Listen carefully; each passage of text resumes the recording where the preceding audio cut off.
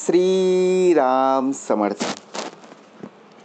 समर्थांनी एक सुंदर असा बोध आपल्यासाठी प्राप्त करून दिलेला आहे. न्यायाची मागणी करणाऱ्यांनी स्वतः न्यायी असले पाहिजे. भाग उत्तमाचा दिलेला आहे. आपल्याला या पृथ्वी तलावर जन्माला येऊन प्रत्यक्षात आपला नरदेह ज्याप्रमाणे वागत आहे बघा, जन्म आहे म्हणजे मृत्यू आहे, परंतु आपण न्याय कोणाकडे मागायचा? परंतु न्याय मागण्याकरिता आपण न्यायी असलो तर पाहिजे. म्हणजेच काय, आपण शाळेमध्ये जेव्हा बघा प्रत्यक्षात जायचो तेव्हा सर्व विद्यार्थी असायचे,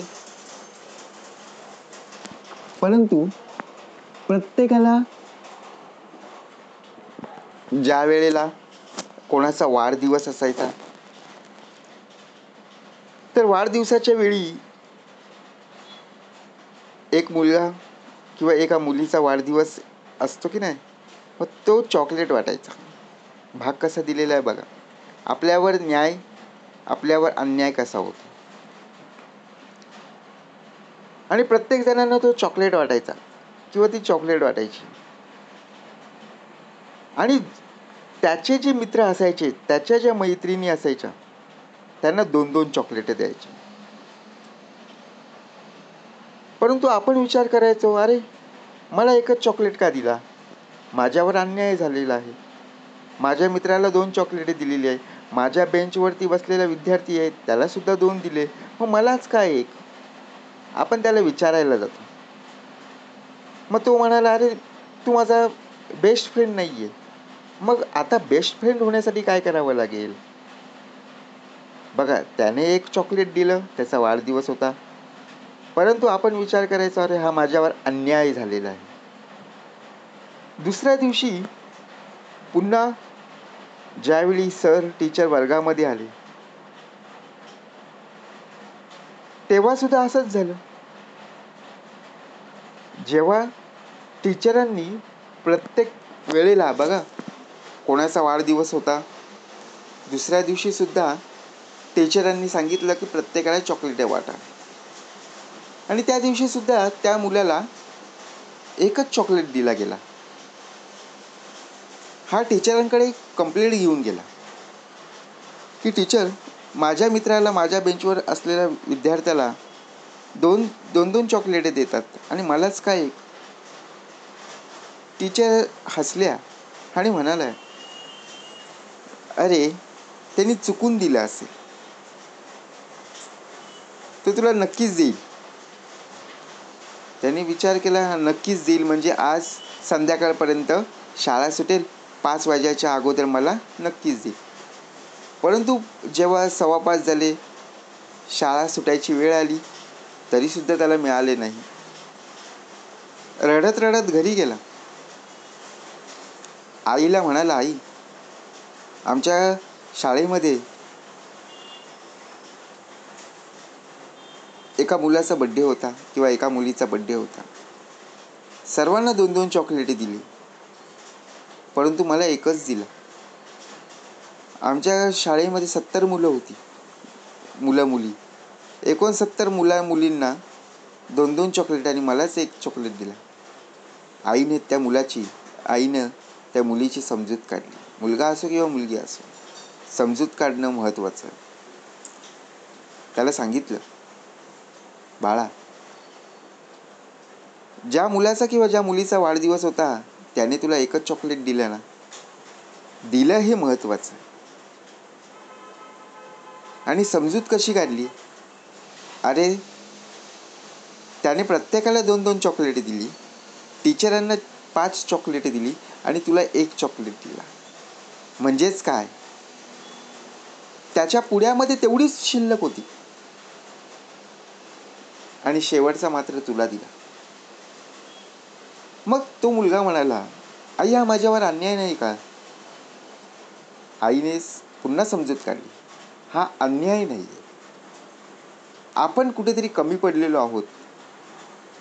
तुला तो मुलगा नक्कीच देईल किंवा तुला ती मुलगी नक्कीच चॉकलेट देईल.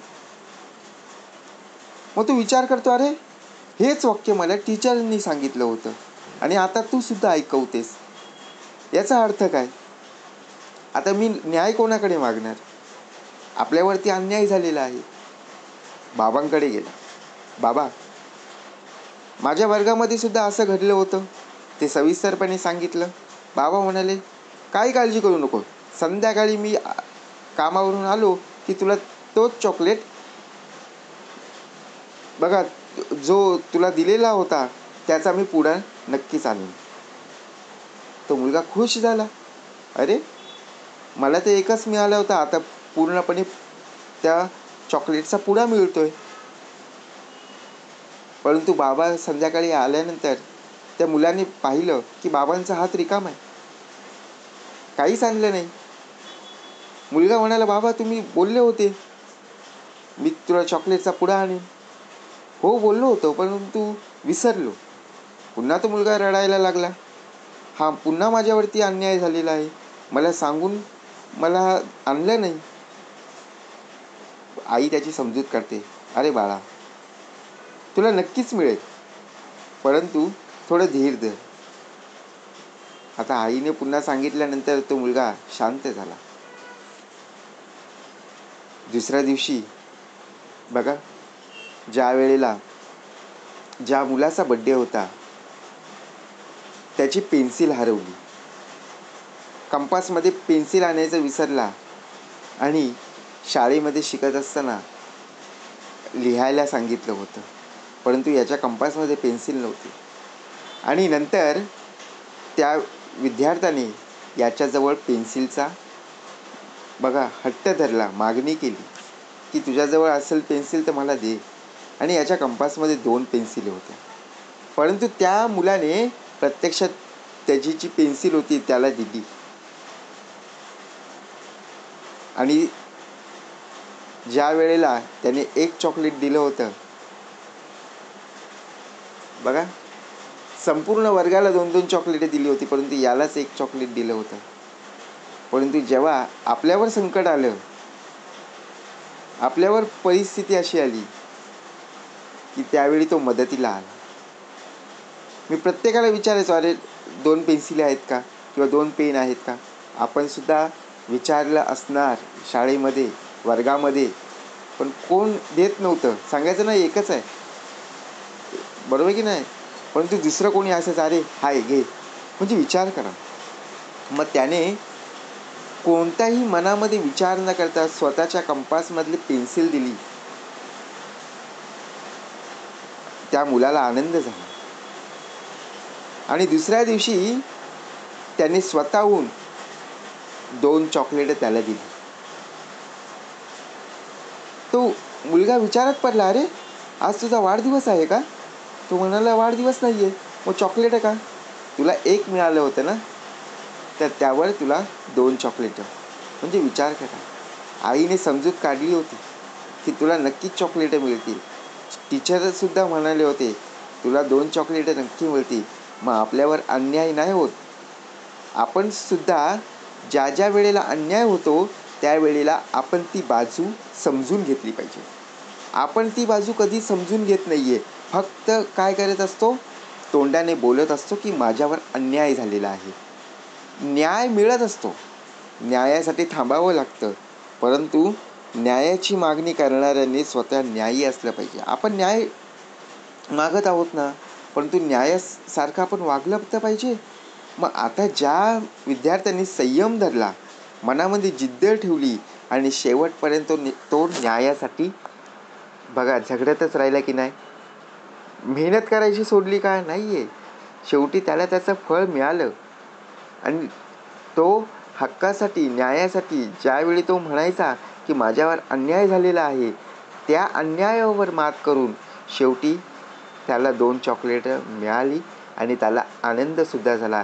आणि तीच 2 चॉकलेट, एकही चॉकलेट न फोडता तो आईकडे धावत गेला आणि आईला मिठी मारली. आईला नमस्कार केला की आई, तू बोललेली ते शब्द खरे ठरले आज त्या विद्यार्थ्याने मला 2 चॉकलेट दिली. काल त्याने मला 1च दिलं होतं, परंतु आज काहीही न बोलता त्याने मला 2 दिली. आई म्हणाली, "अरे असं काय घडलं की तुला त्यांनी 2 चॉकलेट दिली?" आई, त्याच्याजवळ ना पेन्सिल नव्हती. त्यावेळेला माझ्याकडे तो मागणी करायला आला होता आणि माझ्या कंपासमधली मी पेन्सिल त्याला दिली. म्हणजेच अन्यायावर मात केली आणि शेवटी न्यायाची बाजू सत्यानेच घडली. जय जय रघुवीर समर्थ.